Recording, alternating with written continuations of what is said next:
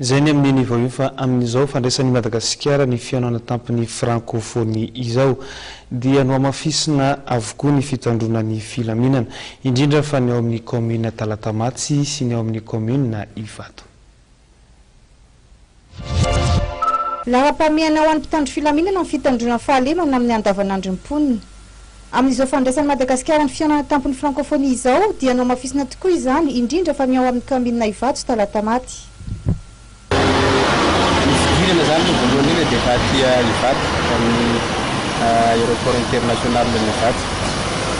Ny centre de conférence aty Ivato ihany koa.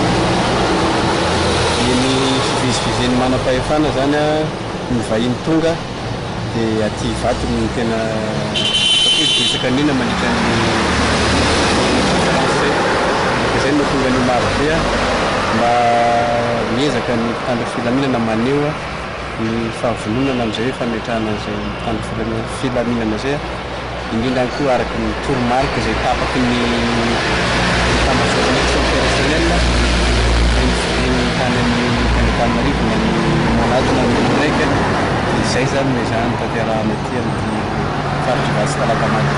Matipaika tokoa ny paikady entin'ny mpitandro filaminana hampandrina ny tany amin'izao fandraisantsika ny fihaonana tampony francophonie izao.